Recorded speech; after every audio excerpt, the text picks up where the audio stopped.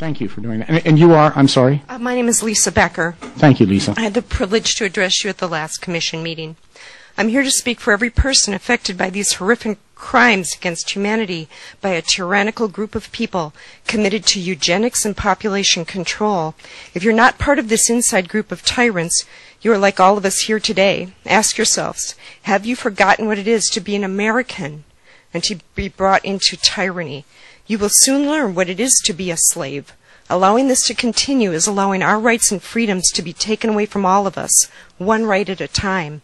It's interesting how much technology exists that would find the criminals and the perpetrators of this heinous crimes of electronic harassment and terroristic tactics being used against innocent U.S. citizens on a daily basis. These technologies should be used for the betterment of our society. But you know what the most powerful weapon is in our arsenal that would put an end to these horrific crimes once and for all. It is someone giving a damn and correcting the things that are taking place. We have all gone to people who took an oath to protect and serve, who have been in commissions to investigate the unethical treatment of citizens in human experimentations. We have been denied protection and service and have been ignored by commission after commission. Enough is enough. This is America. We're supposed to be better than this. We all know what Hitler did to the Jewish people. When this all comes out, what the American government has done to their own people, it will make Hitler look like a saint. If some of you didn't get some morals, thank you, but I'll finish. Well, then you don't understand what we're going through. If some of you don't get some morals or conscience, you will I'm sorry, I can't read the rest of it. Thank you.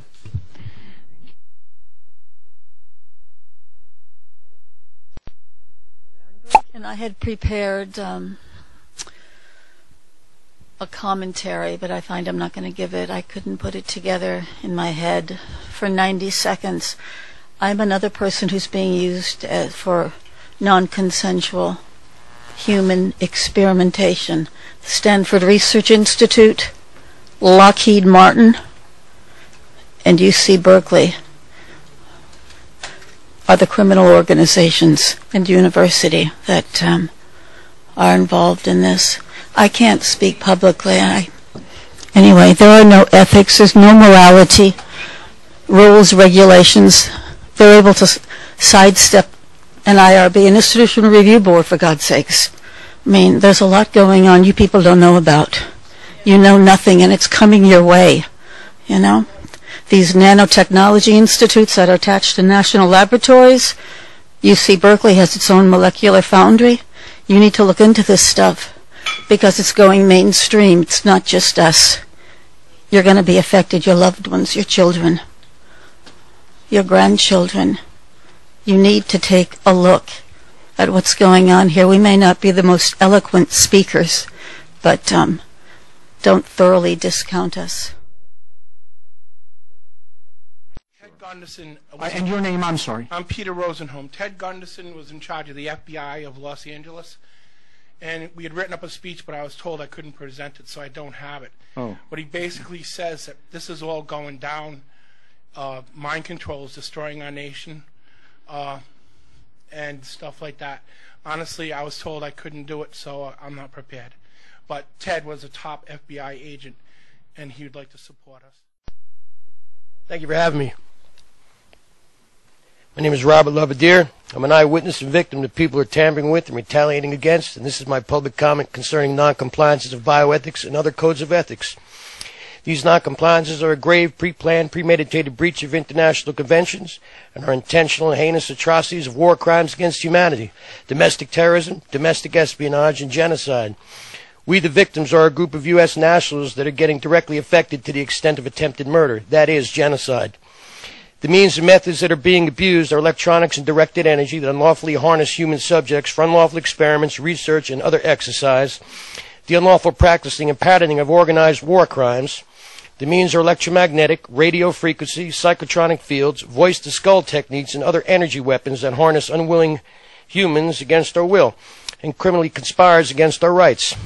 They're used with remote viewers as one of the means of unlawful surveillance with criminal intent to terrorize, injure, harass, intimidate, and murder. That's called stalking, with the same intent. Also, unlawful human service trafficking that steals an individual's bioenergy signature through signal splashing unwilling human subjects, then using synthetic telepathy. That's a theft of human intangible property and other directed energies causing physical and mental pain, suffering, and trauma. These perpetrators torture victims in their physical control. This is cruel, unusual treatment and a terroristic hate crime that damages the subject's health, finances, dignity, employability, reputation, and human property while disrupting our mental faculties. Where is the equal protection law that is constitutionally ours? Is it not unethical to keep that from us? Our country's government helped develop these technologies, and they are forbidden to use on U.S. nationals. That is law. To not execute laws concerning these crimes is seditious conspiracy and treason. These unlawful acts are in direct violation of UN General Assembly resolutions, international humanitarian laws, and a slew of U.S. laws, and is completely unethical and irresponsible. We rightfully seek disclosure through prosecution. Thank you for having me. Good day.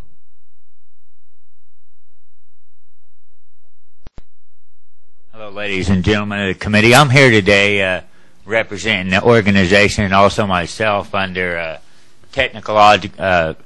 the technological advancements of industries, whether it be medical or military. I've been under attack for some 25 years. Mentally and physical abuse, psychological abuse, pornography.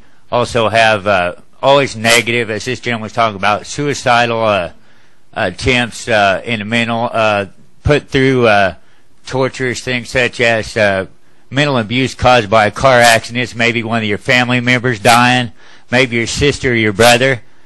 Committee members, I ask you to think for a second and acknowledge that this does happen, and it is relevant to today, and it is relevant to the bioethical issue committees.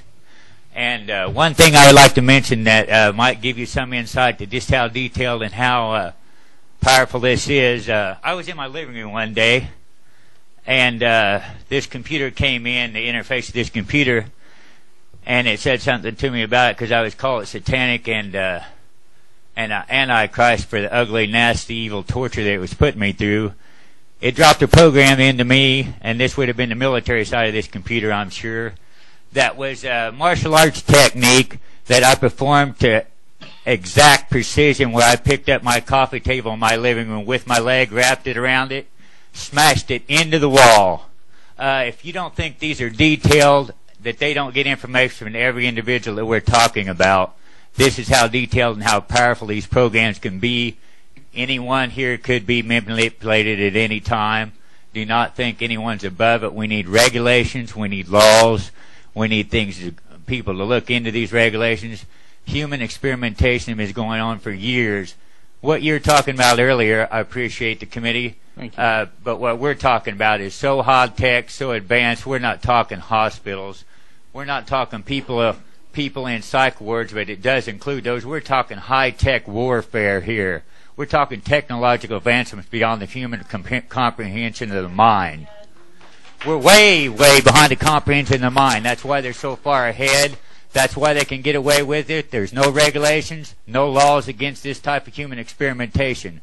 Whether it's in the United States of America that it's happened, these corporations are outside the United States of America producing these weaponry and doing these studies. We need regulations.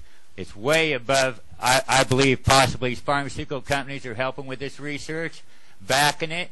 There's no regulation on it. There's the big money people. You know, I realize you guys are regulating that stuff, but there's big money in this medical research. I think they're buying it and selling it, and they're killing us. They're killing you.